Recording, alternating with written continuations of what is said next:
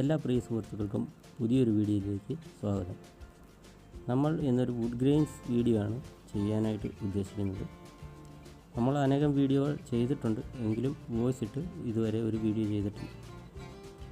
നമ്മൾ MDF ആണ് ഈ പാനലിങ്ങിന് ഉപയോഗിച്ചിരിക്കുന്ന മെറ്റീരിയൽ. MDF ആണ്.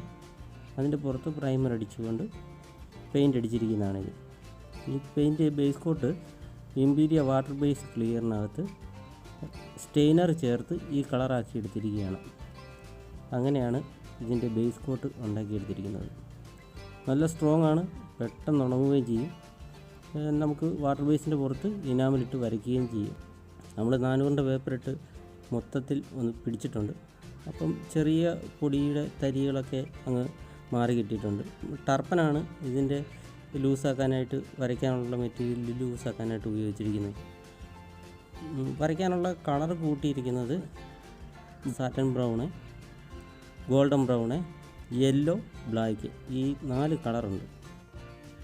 വരയ്ക്കാനുള്ള കളർ മിക്സിന് വളരെ വ്യത്യസ്തമായ രീതികളിൽ നമുക്ക് കൂട്ടിയെടുക്കാൻ പറ്റുന്നതാണ്.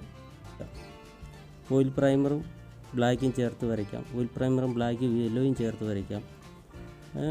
റെഡും ബ്ലാക്കും യെല്ലോയും ചേർത്ത് വരയ്ക്കാം. ഗോൾഡൻ ബ്രൗണും ചേർത്ത് വരയ്ക്കാം. അങ്ങനെ ഒരുപാട് രീതിയിൽ നമുക്ക് കളർ മിക്സ് ചെയ്ത് എടുക്കാവുന്നതാണ്. നമ്മൾ വരയ്ക്കേണ്ട ആ സ്ഥലത്തിൻ്റെയും അത് അവിടെ ആവശ്യപ്പെടുന്ന ഒരു കളറിൻ്റെയും ഒക്കെ ഒരു ഷെയ്ഡ് നോക്കിയിട്ടാണ് നമ്മൾ മിക്സ് ചെയ്യാനായിട്ടുള്ള കളറുകൾ തിരഞ്ഞെടുക്കുന്നത്. ഇത് നമ്മുടെ ബിജിച്ചേട്ടനാണ് ഇത് വരയ്ക്കുന്നത്. ബിജിച്ചേട്ടനെ ഞാൻ സോജി, അഖിലെ,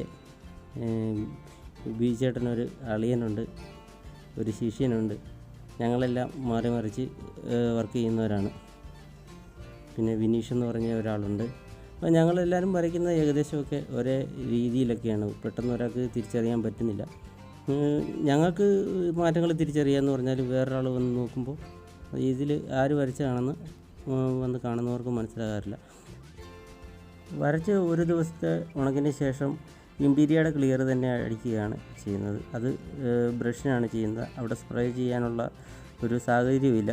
അതുകൊണ്ടാണ് ഇതിൻ്റെ ബേസ് കോട്ട് റോളറിനടിച്ചത് ഈ പെയിൻ്റ് ആയതുകൊണ്ട് ഒരു പ്രശ്നങ്ങളൊന്നും ഉണ്ടായില്ല. നല്ല ലയിച്ച് കിടക്കുന്ന രീതിയിലായിരുന്നു. നല്ല ലൂസാക്കിയാണ് പെയിൻ്റ് അടിച്ചത്.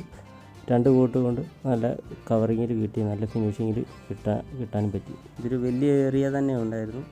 ഞങ്ങൾ ഏകദേശം ഒരു 10-15 ദിവസം കൊണ്ടാണ് ഇത് വരച്ച് തീർത്തത്. അത്രയും ഏരിയ ഉണ്ടായിരുന്നു. ഫുള്ളായിട്ടുള്ളൊരു വീഡിയോ ക്ലിപ്പ് എടുക്കാൻ പറ്റിയിട്ടില്ല. പിന്നെ നിങ്ങൾ വരയ്ക്കാൻ ശ്രമിക്കുകയാണെങ്കിൽ കളർ കൂട്ടിക്കഴിഞ്ഞാൽ പിന്നെ ഉള്ളത് ടർപ്പൻ ആണ്. നമ്മൾ ഉണക്ക് കുറവുള്ള ടർപ്പൻ തിരഞ്ഞ് എടുക്കാൻ ശ്രമിക്കണം. അല്ലെങ്കിൽ മണ്ണെണ്ണ എടുക്കുന്നതായിരിക്കും ഏറ്റവും ഉത്തമം. പിന്നെ ഡിസൈനുകൾ വരയ്ക്കുന്നതിനെക്കുറിച്ച് പറയാനുള്ളത് നമ്മൾ മനസ്സിലാക്കുക എന്നുള്ളതാണ്. തടിയെക്കുറിച്ച് മനസ്സിലാക്കുക. ഗ്രെയിൻസ്, ഒറിജിനൽ തടിയുടെ ഗ്രെയിൻസ് നമ്മൾ കാണുന്നത് മനസ്സിലാക്കി ഉള്ളിൽ അത് പതിപ്പിക്കാൻ ശ്രമിക്കുക. അതേപടി വരയ്ക്കുകയല്ല നമ്മൾ ചെയ്യുന്നത്. ഞങ്ങളെല്ലാവരും അതേപടി വരയ്ക്കുകയല്ല ചെയ്യുന്നത്. വരുന്ന രീതിയിൽ ആണ് അങ്ങോട്ട് മുന്നോട്ട് പോകുന്നത്. ഇതിൻ്റെ കൂടെ ഒരു ലോജിക്ക് ഉണ്ടായിരിക്കും. ഒരു ഡിസൈൻ്റെ കൂട്ടത്തിൽ അതിൻ്റെ ബാലൻസ് വരുന്ന ഇത് ഡിസൈൻസ് എങ്ങനെ വേണം എന്നുള്ളത്, ആ രീതിയിൽ മുന്നോട്ട് പോകുക എന്നുള്ളതേ ഉള്ളൂ. ഇതൊരു ഇൻട്രൊഡക്ഷൻ വീഡിയോ ആയിട്ട് മാത്രം കണ്ടാൽ മതി. ഇതിലുണ്ടാകുന്ന തെറ്റുകുറ്റങ്ങളൊക്കെ പരിഹരിച്ച് അടുത്ത ഒരു വീഡിയോ നന്നായിട്ട് കൊണ്ടുവരാൻ ശ്രമിക്കാം. അതിനായിട്ട് നിങ്ങളുടെ പ്രത്യേക സഹകരണം ആവശ്യമാണ്. നിങ്ങളുടെ ഈ വീഡിയോയ്ക്കുള്ള തെറ്റുകളും കുറ്റങ്ങളും നിർദ്ദേശങ്ങളും എല്ലാം പറഞ്ഞു തരിക. അതിനകത്ത് വരുന്ന എല്ലാ ഭാഗങ്ങളും ക്ലിയറാക്കി അടുത്ത വീഡിയോ ചെയ്യാനായിട്ട് ഞാൻ ശ്രമിക്കുന്നതാണ്. ഇത് ഒരു ചെറിയ വീഡിയോ ആയിട്ട് നിർത്തുകയാണ്. നിങ്ങൾക്ക് ആവശ്യമുള്ള സംശയങ്ങൾ, നിവർത്തിക്കേണ്ട സംശയങ്ങൾ ദയവായി കമൻ്റായിട്ട് രേഖപ്പെടുത്തുക. അടുത്ത വീഡിയോയിൽ തീർച്ചയായിട്ടും അതിൻ്റെ പരിഹാരം എന്നെക്കൊണ്ടാകുന്ന രീതിയിലുള്ള നിർദ്ദേശങ്ങൾ ഞാൻ തരാൻ ശ്രമിക്കുന്നതാണ്. അപ്പോൾ കുറവുകളെല്ലാം പരിഹരിച്ച് പുതിയൊരു വീഡിയോയുമായിട്ട് വരാമെന്ന പ്രതീക്ഷയോടെ ഈ വീഡിയോ നിർത്തുകയാണ്.